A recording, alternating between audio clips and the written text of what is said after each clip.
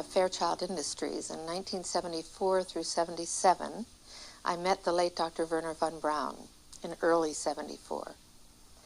At that time, von Braun was dying of cancer, but he assured me that he would live a few more years in order to tell me about the game that was being played, that game being the effort to weaponize space, to control the Earth from space and space itself.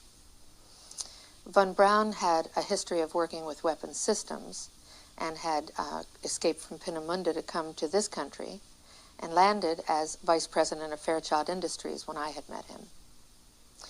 Von Braun's purpose in life during the last years of his life, his dying years, was to educate the public and decision makers about why space-based weapons are a dumb, dangerous, destabilizing, too costly, unnecessary, unworkable, undesirable idea, and about the alternatives that are available. And as practically a deathbed speech, he educated me about those concepts and who the players were in this game, and gave me the responsibility, since he was dying, of continuing this effort to prevent the weaponization of outer space. He invited me to come up on the platform with him, and actually he's holding on to me in this picture. I'm trying to get off of the platform, and he's holding on to this, trying to make me laugh. He's telling me jokes. When Wernher von Braun was dying of cancer, he asked me to be his spokesperson, to appear on occasions when he was too ill to speak. And I did. And what he asked me to do was to educate decision makers and the public about why we shouldn't be putting weapons in space, why they're a dangerous, destabilizing, too costly, unnecessary, untestable, unworkable idea, and what the alternatives are, how we could be building a cooperative space system. What was most interesting to me was a repetitive sentence that he said to me over and over again during the approximately 4 years that I had the opportunity of working with him, and that was the strategy that was being used to educate the public and decision makers, and the scare tactics, the spin that was being put on a weapons system. And that was how we identify an enemy. The enemy, at first he said, the enemy against whom we're going to build a space-based weapons system that he thought was a ridiculous idea, unnecessary and very dangerous, not to mention too costly, etc. The strategy that Wernher von Braun taught me was that first the Russians are going to be considered to be the enemy. In fact, when I met him in 74, they were the enemy, the identified enemy. We were told that they had killer satellites. We were told that they were coming to get us and control us, the dirty commies, that whole story. First, the Russians were the enemy against whom we're going to build space-based weapons. Then terrorists would be identified, and that was soon to follow. We heard a lot about terrorism. Then we were going to identify third world country crazies. We now call them nations of concern. But he said that would be the third enemy against whom we would be needing to build space-based weapons. And the next enemy was asteroids. Now, at this point, he kind of chuckled the first time he said it.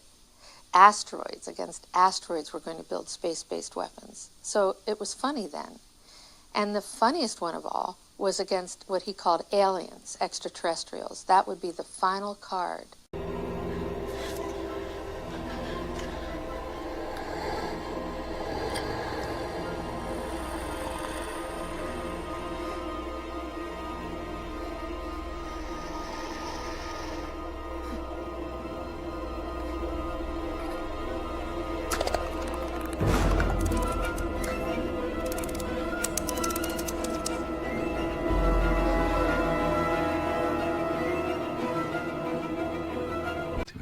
Yourself is, what kind of person are you? Are you the kind that sees signs, sees miracles? Or do you believe that people just get lucky? Is it possible there are no coincidences?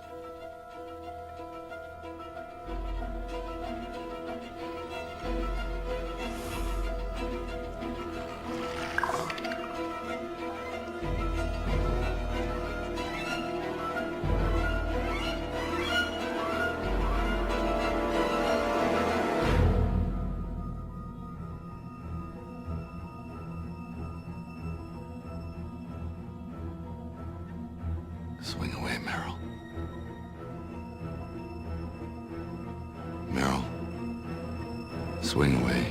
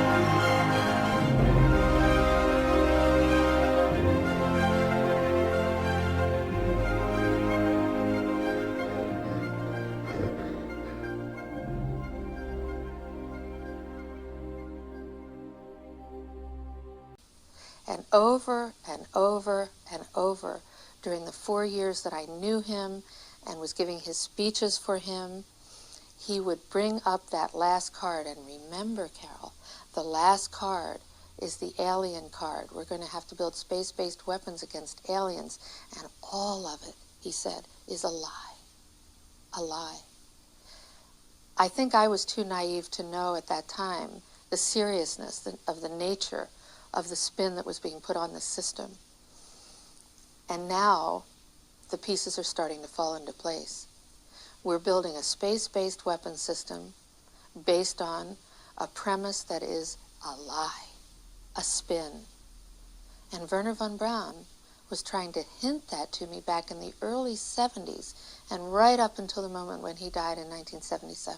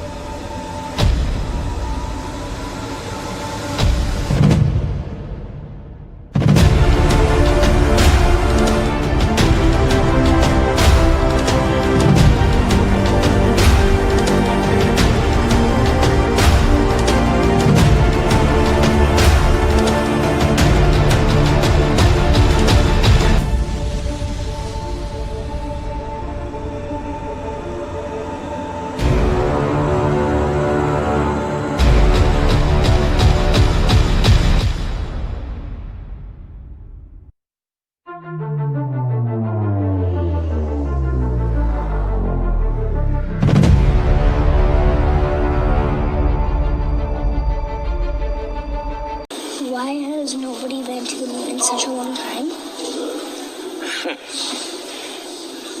That's not an 8-year-old's question. That's my question. I want to know, but I think I know. Because that's the way it happened. And if it didn't happen, it's nice to know why it didn't happen.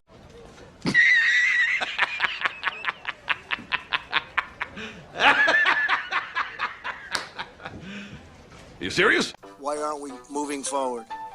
Today's announcement sends a clear signal to the world that we are restoring America's proud legacy of leadership in space. At some point in the future, we're going to look back and say, how did we do it without space? The privatization of certain aspects is going to play a very crucial role, don't you think? They are truly into it. Our journey into space will not only make us stronger and more prosperous, but will unite us behind grand ambitions and bring us all closer together. Wouldn't that be nice? Can you believe that space is going to do that? I thought politics would do that. Well, we'll have to rely on space instead.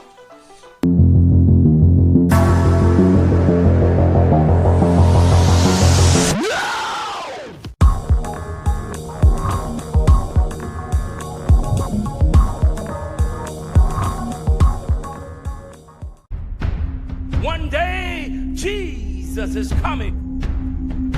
You may be at church. You may be at work. You may be asleep. God grant that you will be ready when he makes his personal appearance. My God, what if his appearance occurs on a Sunday morning? My prophetic word to you this morning is